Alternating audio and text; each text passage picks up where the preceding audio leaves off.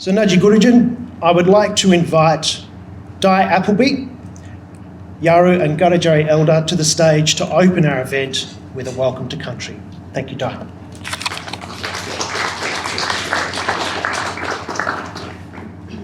Galia Mabu, Steve, thank you. Number Mabu Jono Wamba, good one. This one, Wamba Jano. My sister, yeah. Serindanya, Annie, proper. Me Bariyari, skin blank man. I respect the special oration today. Jangangoro Anne here, Dr. Anne, Professor, Indigenous Knowledge Chair, and thank you for sharing today for us. We are very privileged and honoured to have Jangangoro Professor Dr. Anne doing this oration. And for all of you here, I have listened to Anne, and Anne and I have grown up in Broome, so we go a long way back. Up the hill was a very good time for all of us. Very humble time, humble beginnings we had, Anne, and good fishing too. But now they make us fisher of men, so we share the knowledge to bring people with orations and words of wisdom and that knowledge of country. And before I would like to commence, I'd like to pay respects to all the wonderful people that give us that opportunity. They gave us an opportunity to use a microphone, to come in this podium.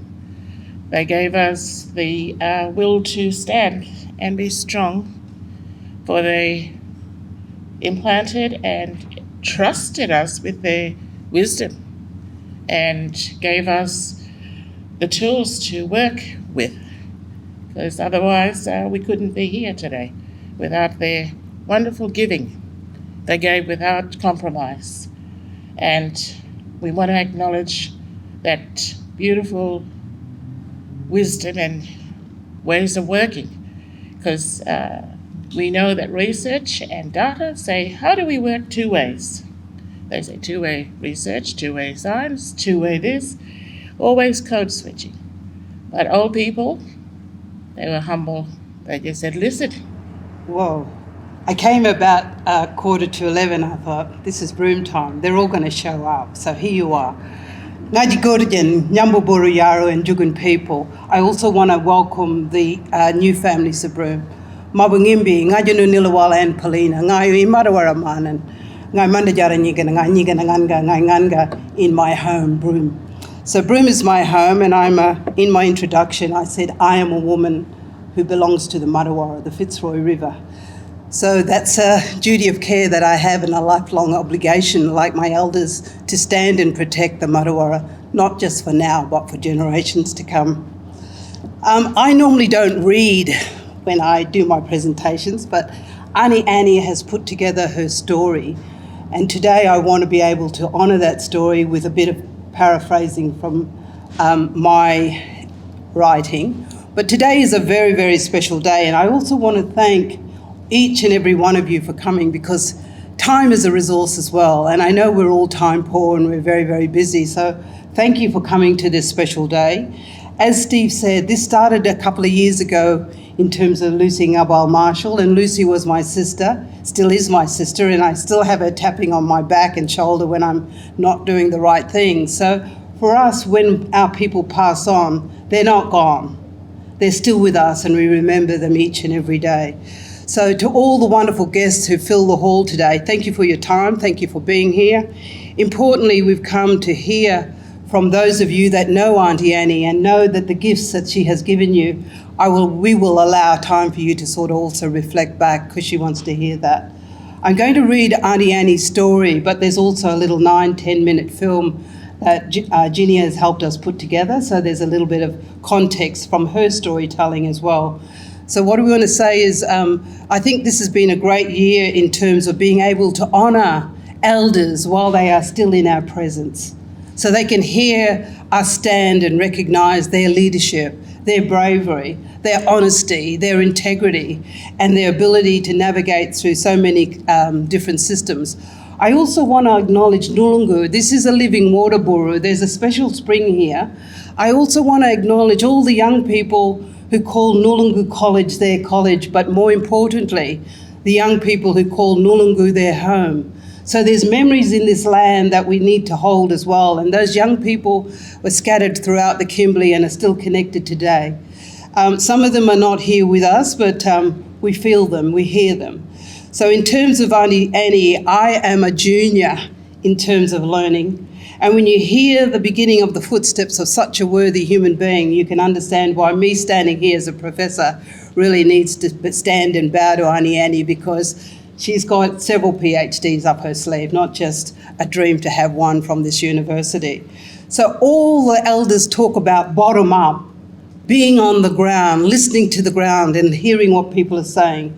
So this is really, really important in terms of what we're saying is that this knowledge needs to come from the earth.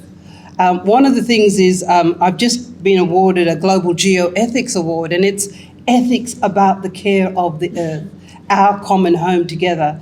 So what we're hearing is that, in a way, Western science is validating what our elders and seniors and our scientists have known from the beginning of time, that we need to care for the earth, we need to see it as our home, we need to recognise that we are living in harmony with it. So Auntie Annie's presentation today is called Old People Taught Her Many, Many Things.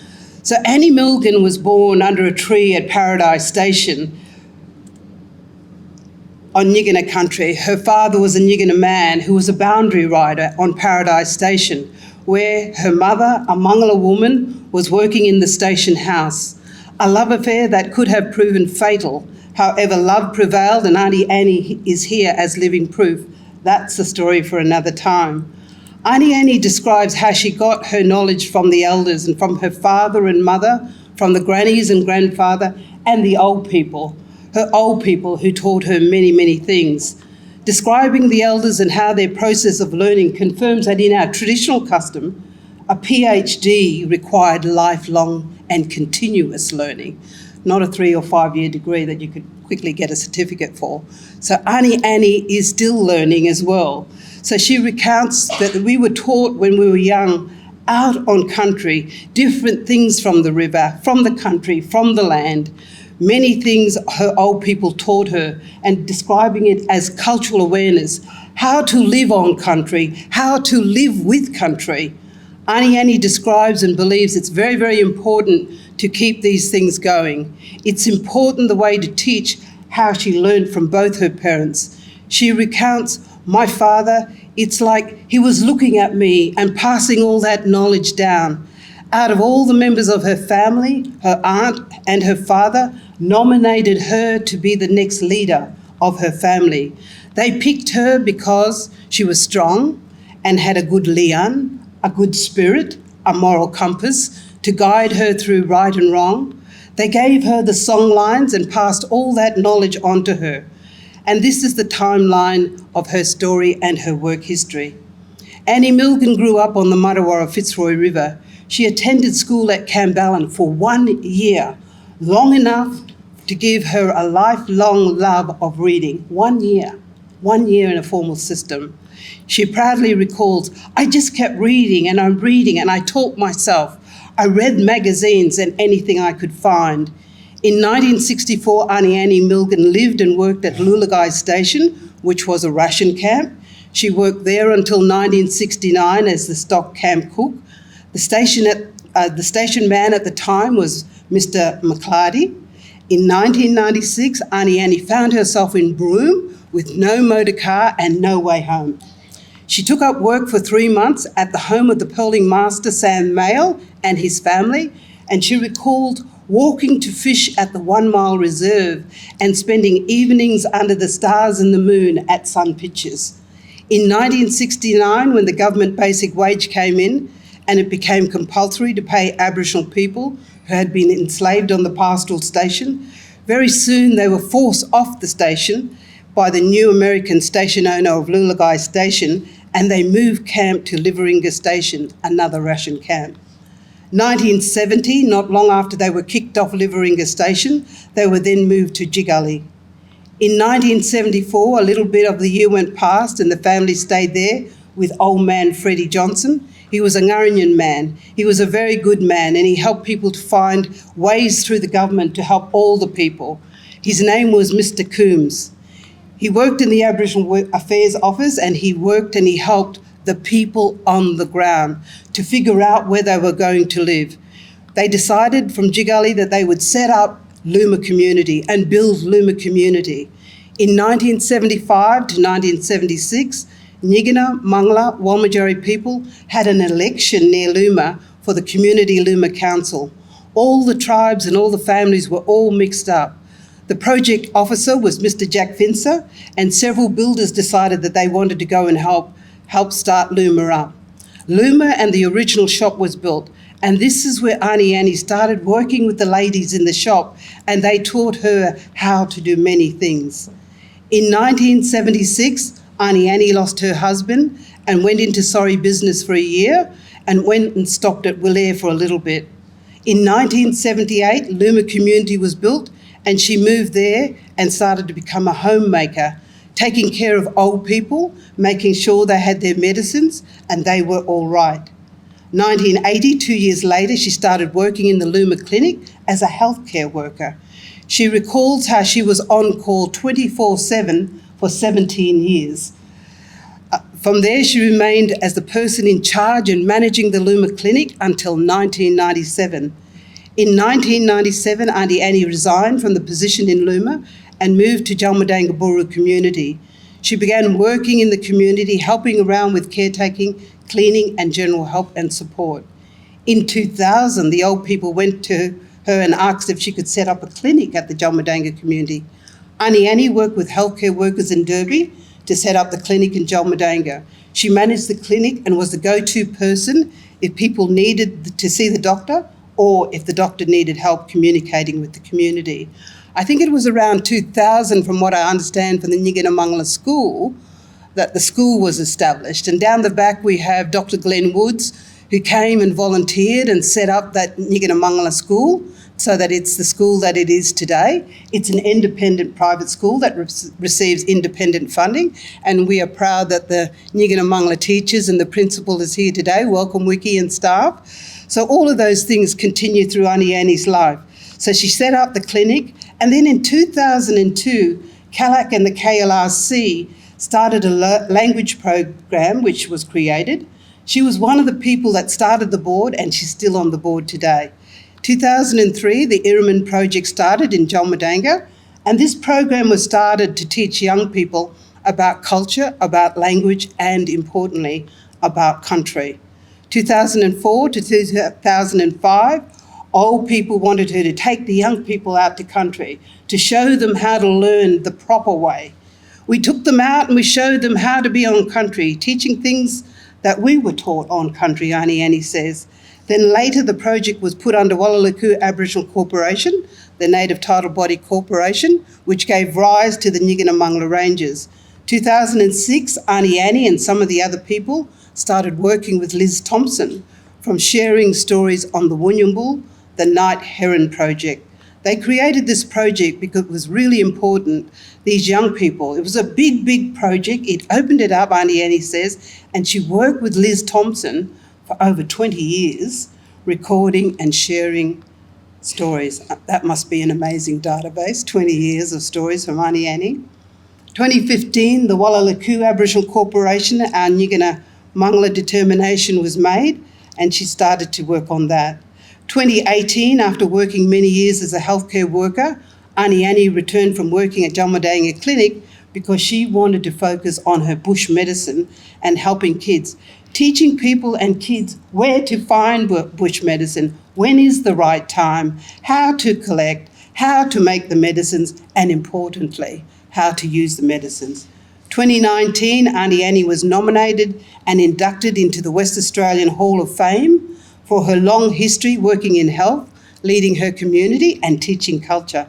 2020, after 14 years of sharing stories, they finally released the Wunyumbul Night Heron book. It's about the creation of our ancestor Wunyambul, and it teaches everyone about the journey through our country.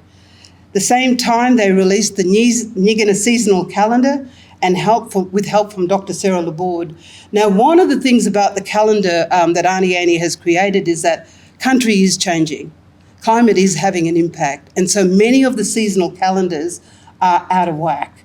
And so the calendar that Aunty Annie has developed is one that is able to take in change. So it's quite a historical document. And as she says in her film today, it's not hers, it's not her sister's, it belongs to each and every one of us, Indigenous and not. In 2021, Aunty Annie started to work with Dr. Mel Marshall at Nulungu and supporting the work with Mel and the Nyigina people and communicating in two-way learning with anthropologists and archaeologists. This is what she said. We were looking at the paintings and putting in all the stories, and they were looking at all the different places which were left by the old people in the dreaming. They wanted us to show them these places that they were told about. In our stories, they wanted to learn about it. I'll give you a sample. There's places in our song lines, in our story lines, and when you go to these places on country, there are things that are left there, and you will only know them if you know the song and the storylines. 2022, Aunty Annie started a new project, Yarunganga. She describes it as it was a get-together to share stories. It was like having a little museum so people could come and see our work. This was put somewhere around Melbourne, and we went over there to have a look. And in August last year, her family started to work with Everick Heritage, and they've started to map country and record it, and so that we have stories there for generations to come. 2023, Jalmadanga Buru community created the interactive display, which was created for the Wunyambul story in Jalmadanga. 2024, after many years of being on Wallalukku Aboriginal Corporation as a director, a cultural advisor, Aunty Annie has stepped away to reduce some of her time so she can focus on building her own business. That sounds pretty amazing that you're starting a new business at this stage with all your life learning, Aunty Annie. Bottom-up learning is really highlighted in italics, and this is the point she wants to make. It's not top-down.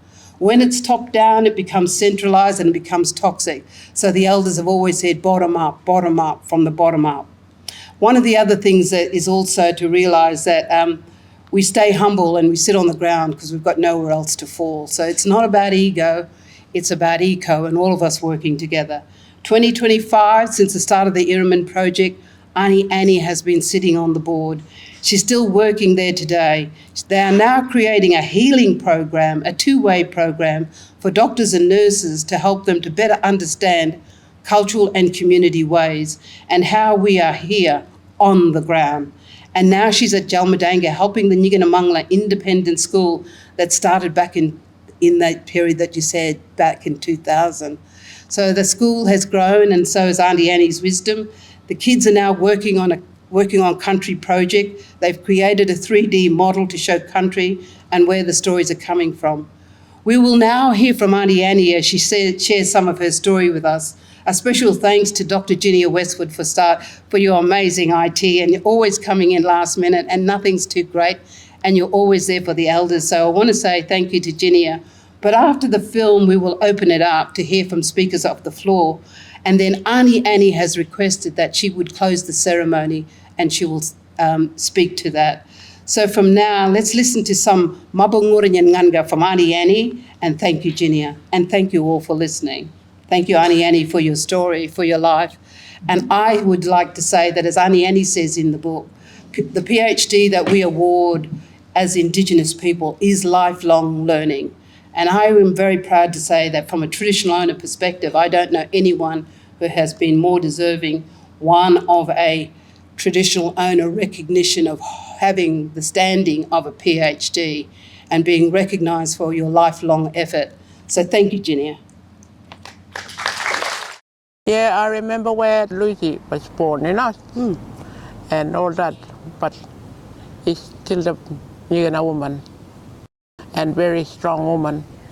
Yeah. I want to honor her as well. And, we're not going to forget about people that been gone. They That's how we've been learned from people, old people, us Mivalas, the lately ones, you know. We've been learned from them, and they've been taught us many things. Our school was on the country, on the land, that everywhere the old people used to take us, river, and it taught us many, many things, you know, like where we're fighting today for our river and our land. That's what the old people have been saying. Look after this borough, look after this river, and they've been showing us many things. We've been walking, they've been walking us on the land, you know. Like our PhD was in our head. That was the old people telling us many things. We've been listening, we've been using our ears to listen to them. And we had to take us, look where we are, what country we are, where we are, and all these many things have been shown us. That's how we've been watching. And our story was here. And as we were growing up, we never forget. We had it all the time here as we was growing up. And that was really important. And through the, Lian, old people, like for us, my sister, myself, and many others, all people been nominate us. They have to look inside our heart, how strong we were. That's why they've been keep us all that knowledge, they've been passing onto us. And that's why we've been all that knowledge from them. And we the strongest people that we had to hold the knowledge to pass it to generation to generation. We was nominated by our old people. And that's how we've been, they pick her as she's a good, they've been passing a lot of knowledge to her. That's why they've been nominated her as a leader and to carry on this knowledge and to pass it on to the younger. That's what I've been telling them young people. Look properly, look on the ground, open your eye, look what's happening now today. And I tell them, how are you going to fix that? How are you going to fix that? Today you young ones now are stepping up. How are you going to fix this? It's already damaged. And I said, give them more, understanding, Yeah. I just want to try get that thing from the bottom, like from bitter story, make them really strong. Only one thing we got to look at them. You guys got to look at them. Country feed you, river feed you. That's how we've been live on. We've been live on those things. Country at Mangari, anything, whatever. We've been eat from country. River, what we've been getting from river. River, it's like a mother. River. You took all them. We call them wongor. I showed them my seasonal calendar. How I put that. Me and my sisters did it. And this is yours. It's not mine. It's not my sister's stuff. This is what we've been putting for you guys. You got to follow that. And all that, all their, we got, I've been talking about Ray, telling them Yungorogo, Magari, Malaji is a very, very important, what do you call, tree, Malaji, you know, and from each we connected, we tied to that, you know, from them as an energy, you know, energy, we all belong to river.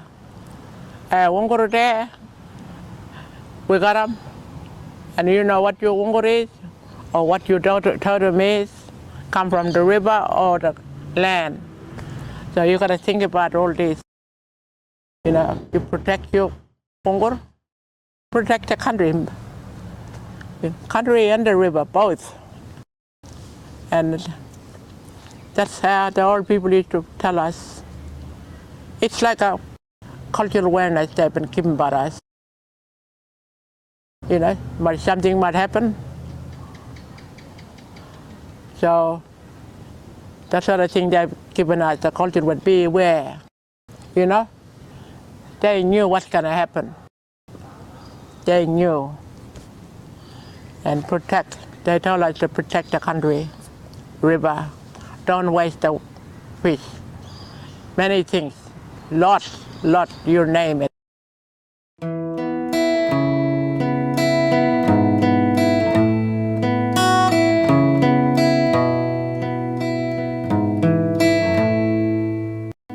The river is very important for us. You know, river got the meaning, river got the story, river got the songs, and also Bir Nganga was given to a Pukarigara man. You know, what we even put him for us. And that Bir Nganga, it's still today. And Bir Nganga is like a Wungur, Malaji, Magare. You know, Magare means you can be in a river or in a land. And Malaji is the same thing again. Malaji can be in the river or in the land too. But, you know, we got a lot of respect for those Birnganga, what was given to us. Wungur could be anywhere, but it's like a jila, but in our Nigana we call them Wungur. Jila is the different, that's Walmajari, whatever they call them, you know, those people call them. So Wungur is a main thing, and not to forget, you know, Wungur is our birthplace too, you know, where we come from, what river or what outside, like a land. So it's very important. Ray, we got Ray, still our spirit, looking after too, looking after the place, looking after the river, looking after the land. And Malaji is a very important. Malaji give us fish from the river. Malaji can give us something from the land. So that's what we, you know, that's a Birnganga. Birnganga is very important. And, you know, for river, you know, we want to protect our river.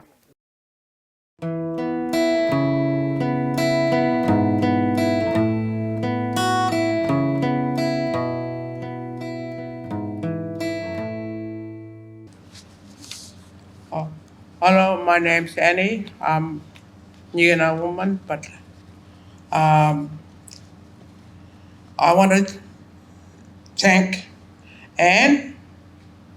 From me, I say this honor is not just for me, but for all our people before me. They passed their knowledge to me and taught me many, many things. And it is my life's work to pass that knowledge on to our future generation. We honor the old people by passing that knowledge on to our young ones today. I thank all the people in my family and others who have helped me and supported me. From my heart, I say, never forget the old people. They were the last of the knowledge older. Kalea Mabu, thank you.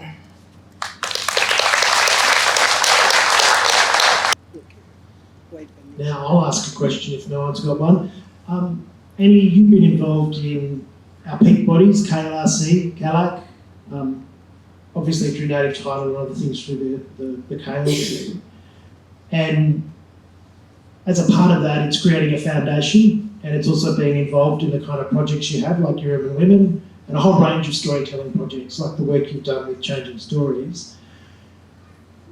It's wonderful to hear you talk about identifying key people, younger people, and training them up on country. But maybe can we talk a little bit and acknowledging the stresses that you and our elders have had in the past to maintain law on country.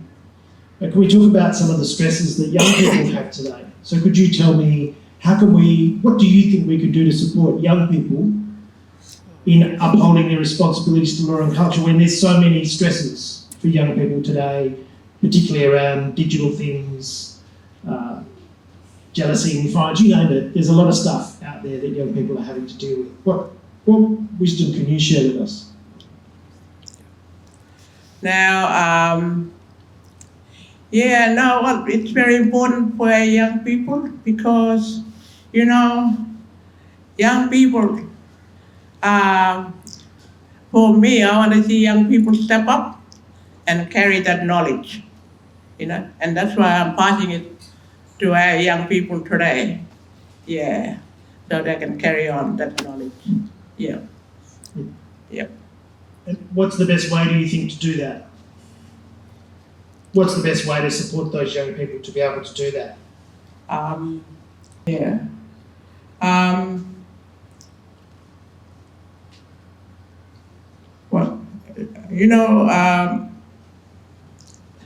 Today, like,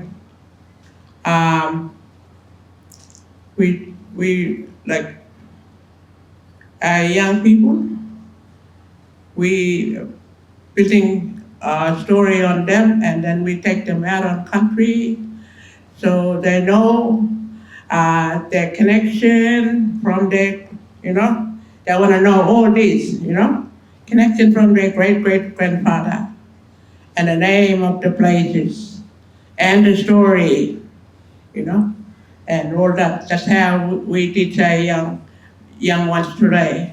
And, take care of the country, look after the country, and all this. And that's my model, for my young people that I want to teach them. And, we got, go back to the old people, their idea that, they watch, they're trying to help young people, trying to take young people out on country, like how they will take us, old people, they've been walking on the land, telling stories, and many things they've been taught us as we were walking, river, and things like that, and do right things, and respect. And that's how today we teaching our young people and taking them to the country. The connection, from their great-great-grandfather. That's all they're gonna know. That's how we will learn from our old people. Culture is a very important, and and also, we got old people gone now, and today we only few people, but this is the time for our young people, passing it on before we, and we got Human Project. That's been happened by the old people, and we have to support the old people. For me, I was there for my old people to encourage them and supported them, and that's what happened today, Human Project. And, Malay, you name it, like people came from the desert, they walk from their, left their country, walk up into, they had a lot of respect. They walked. They know what language was there. And they had a lot of respect. Wanja means it's like a trade. Wanja means like a trade. That's their old people with the respect, It's like they've been carrying something and, stepping into another, like a country for a language. And that's how they've been paid their respect. And and they all shared and connected. People been taught them about the Madawara. Mangala people did the same, shared like that. So this is what we're doing for our young people today. Respect and connection. We're teaching our young people today. Thank you. I just want to say thank you, Ani, for your amazing work, the legacy that you leave, and I think again it's worthy of another round of applause because I'm in awe of you. I think you've done an amazing work and service to all our mob over the years, and it's important to share your story so that we know the contribution you make, but also the legacy that you leave for us to honour and carry on the work. So thank you.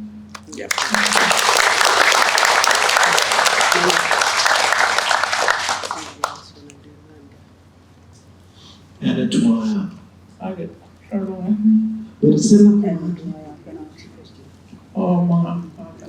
Oh, Manga Sheridan. Oh. Andy, I'm not going to ask you any questions. It's something that I want to say to you. I think that you're the most amazing woman that I've known. You are my auntie. And I'm very proud of you. Thank you, Mom.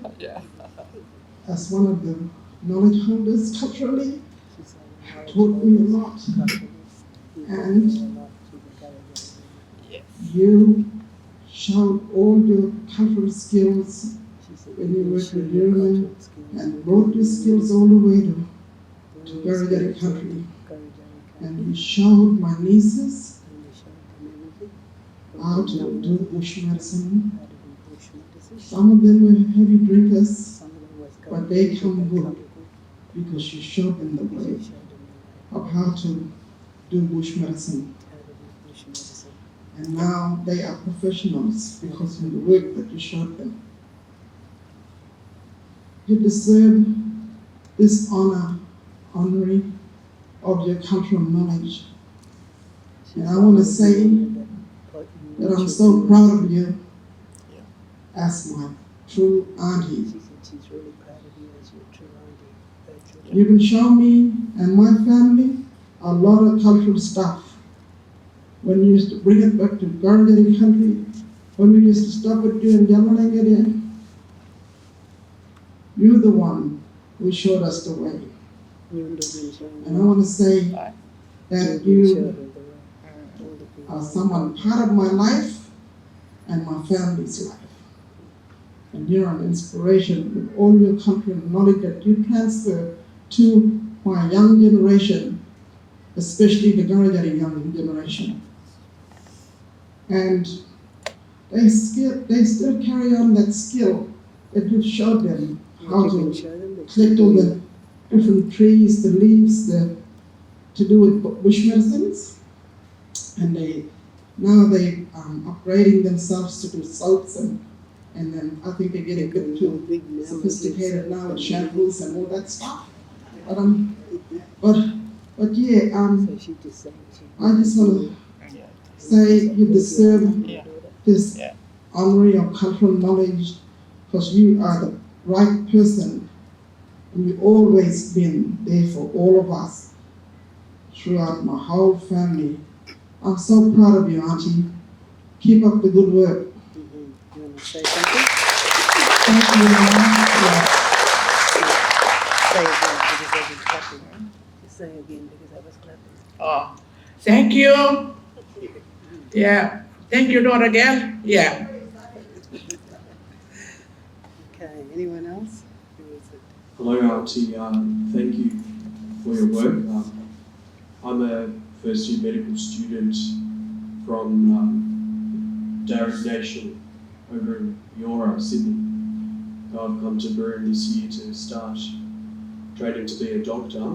What can I do as a future doctor He's training to be a doctor, and you want to know what he can do to help the community care for land and training to be doctor. integrate your learnings into my future practice? Yeah, we're making it about, yeah. Cultural awareness. Huh? Cultural awareness. Yeah. Cultural awareness with the health program. With the Yeah, we are, sorry.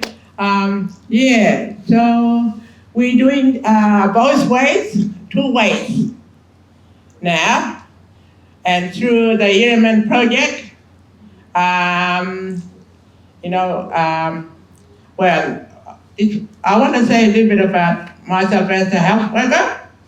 For 37 years I've been, and then,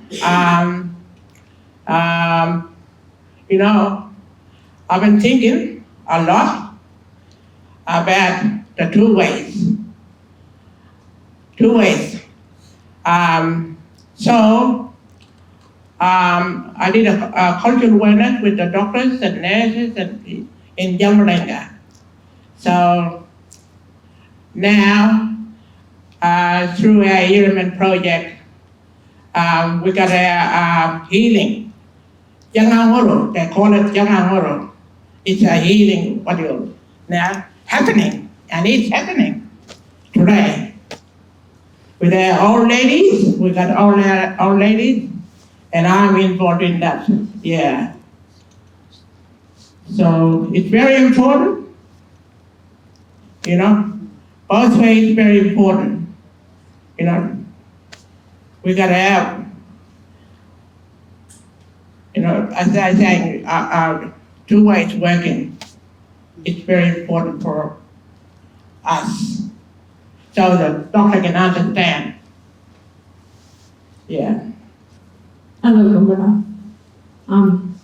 It's such an honor just to be here today to see this happening. You are an amazing person, and all the work you do and everything that you do for other people, you're a very selfless person who goes out of your way to sit down and talk with people and help people and pass on your knowledge.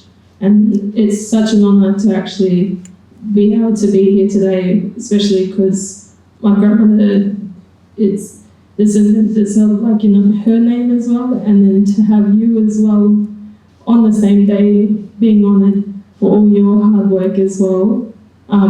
You're just amazing, and we appreciate everything that you do and the knowledge that you pass on, and I'm very proud to be one of them young people that sit down with you and being tapped on the shoulder to try and carry that knowledge on and pass on and carry forward with our traditions and our culture.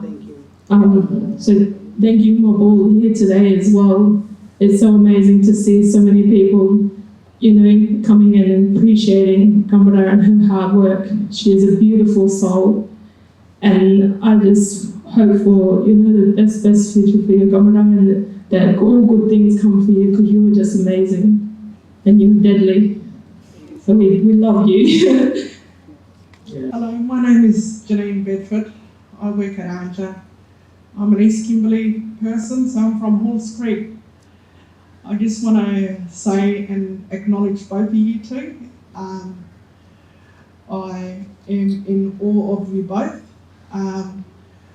I just wanted to say more or less a comment that even with the work that we do here at ANJA, the words that you've said today, it kind of resonated with me because that's really important, you know, hearing from one of our elders and the good work that you do. And, you know, sometimes when we're working with families, it's really important to kind of just take that time to just sit down and listen.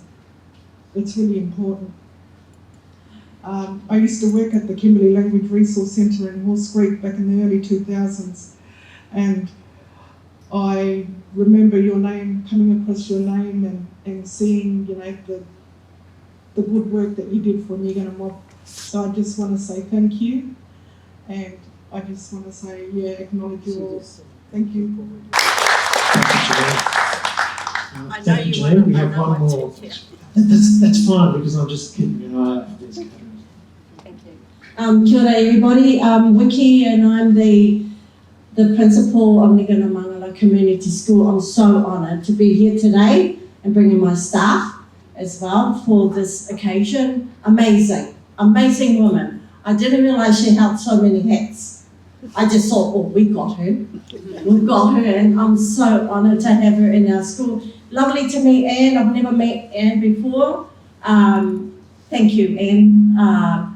Anyway, Mum Annie, I'm so honoured to have you in our school and giving us your knowledge. We'd like to have her all the time, but we've got to share her out. But thank you, Mum. I'm privileged to be called her daughter. I adopted her, so she had to call me her daughter. So, Mum, I love you, and the time that you spend at school, we worship, and you're a selfless person.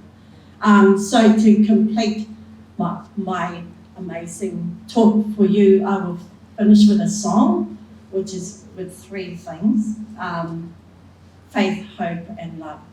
E toru ngā mea, nā mea nui, e ki ana, te pai pera, tu mana ko, whakapono, ko te mea nui, ko te aroha. So the three things is faith, hope, and most is love, and that's what Mum Annie shares, the love for her history and what's been passed down to her, and she's sharing with all the other people. And we're in the Kimberley, and obviously it's even widespread, Mum. Thank you. Love you. Thank you. Thank you, Steve, and thank you, Auntie Annie, and thank all of you for coming. It's been a very special day. One of the things that we're also working together on, and I hope Mel doesn't mind me putting this out in the public, but many of you sitting in the room have also provided, in a way, not a court, but rules of evidence, but have provided letters of support to acknowledge Auntie Annie's lifelong work, and we're advocating to the university to give her an honorary doctorate. Should the university accept that request, then she will be graduating at the August graduation. So thank you all to all those who have sent in their letters of support, but I don't think there's anyone more deserving of an honorary doctorate, because she's already got a blackfellow one, several. So let's watch this space. Let's acknowledge and thank Auntie Annie, and I think it's been a great opportunity to share the stories with our elders while they are here with us on country. So thank you all for coming. Thank you to the Jugan and Yaru families of Broome. Thank you to the old families of Broome. Thank you to the new families of Broome, and thank you all for continuing to come and be a part of Nulungu and the journey of Notre and where we're going. So yes, Kalia Mabu, Mabonguri and Nganka, thank you.